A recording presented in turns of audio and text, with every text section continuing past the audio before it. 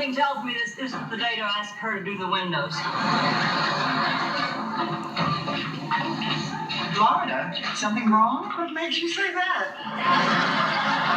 You're very late getting here. You seem very upset, and you're plucking that duster as if you're about to fricassee it. I mean, not.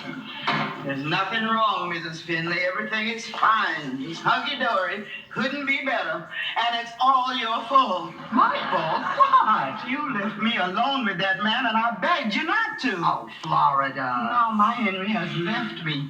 He didn't come home last night. Florida! There's no telling what lengths you wouldn't go to get me to live in. My 24th wedding anniversary present is going to be a divorce. Oh, come on. Now, Florida, stop jumping to conclusions. I mean, people don't get divorced every day, do they, girls? I wish I hadn't said that. Could I have done such a terrible thing? Oh, come on. Florida, you are not capable of doing a terrible thing. Now tell me, what was the terrible thing you did? I was alone with Whitlaw, and he started messing with me, and that's when my Henry walked in. I thought he was going to kill him. Florida, exactly what is the technical meaning of messing? Oh, well, Maud, I think what she means Vivian, is... we know you're technical. Well, we was just dancing. But to Henry's way of thinking, my dancing with that man is just a vertical expression of a horizontal intention.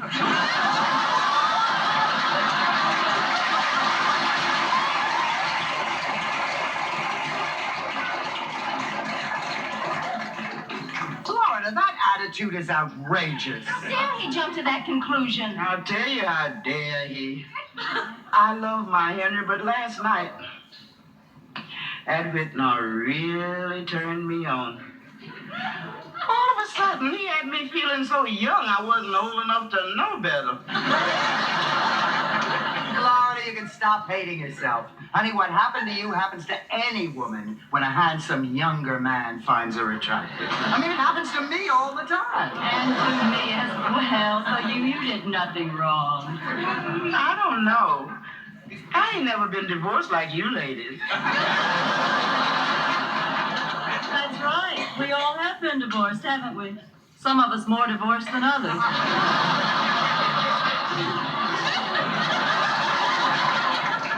Vivian, aren't they expecting you at the bacon counter at Bohan's? Now, come on, Florida. What happened to you is part of a woman's nature. I mean, it's something that happens in the genes. Jeans, Levi's, I know they look.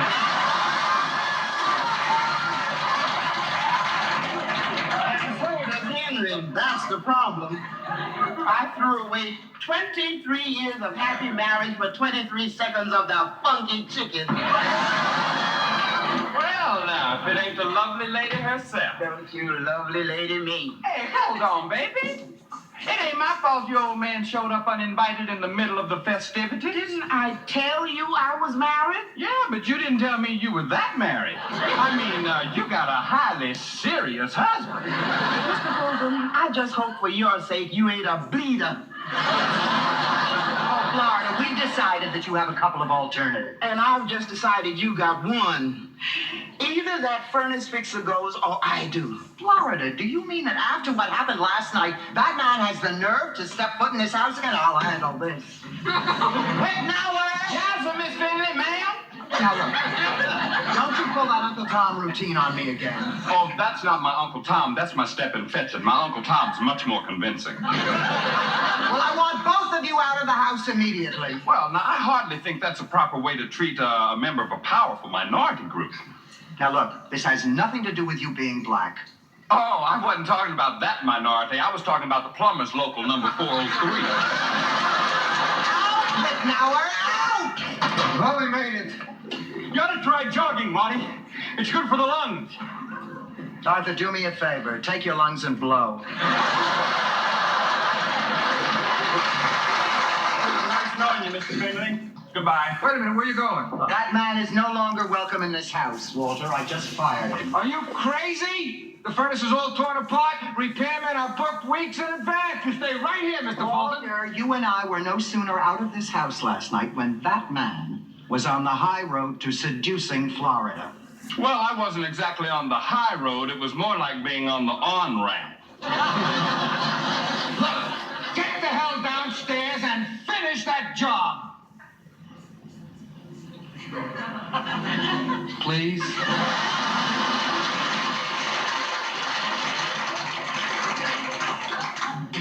Wow, I'm glad my hot water heating system's okay. Those fellas have you right by the valves, don't they?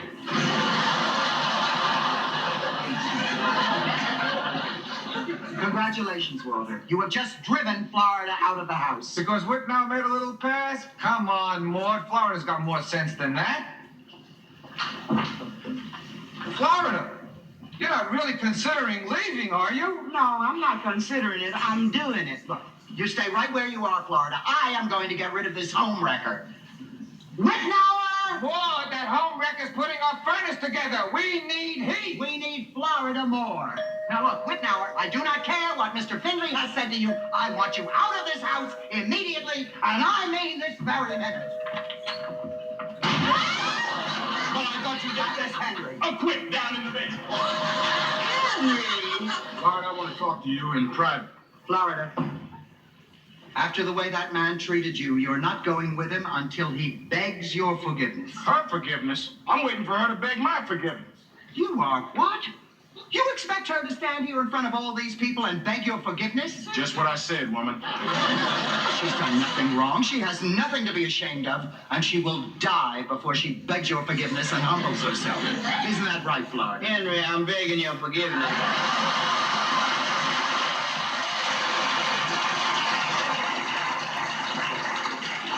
Florida. Shut up, Maud. I'm humbling myself.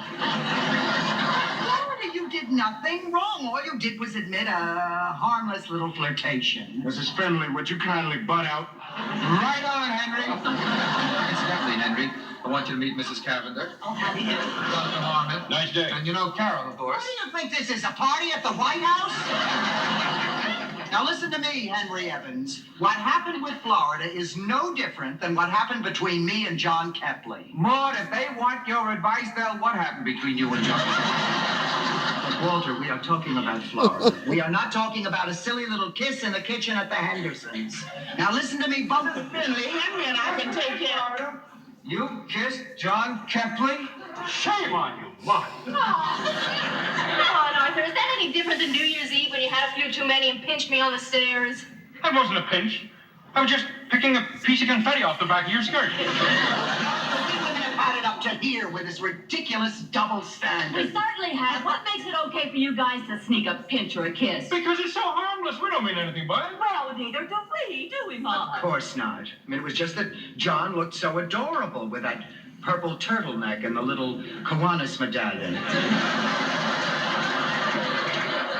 And he does have the cutest little rear end. They notice everything. Nothing is sacred, woman. That's right, Arthur. We women have urges and feelings, too. Yes, but your urges are for sewing and cooking and making a home for the You're right, Maud? You should live so long, Arthur.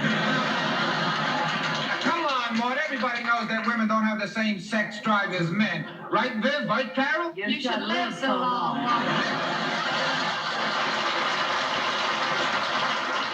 Men are all alike. You think any time you have a feeling, it's something special. Let a woman have exactly the same feeling, and it's suddenly tainted. You're damn right it's tainted. How come you kissed John Kepley in the kitchen? Arthur, I told you it was nothing. If you ever kissed him, you'd find out for yourself. You can't argue with women, Walter. They're more emotional than men, and therefore they're more unstable. I mean, take the witches at Salem. That's exactly Well, listen to the folks in their argument. Just discovering that men and women have the same urges. Huh? Well, they all knew around here. Us primitive folks have been knowing that we both have the same urges. Yeah, but you know, when you're married, you're supposed to control those urges. Well, that's why I apologize to you. I fell asleep at the controls. Hey, speaking of them primitive urges. Well, I'll say one thing for old Whitnall. He sure got good taste.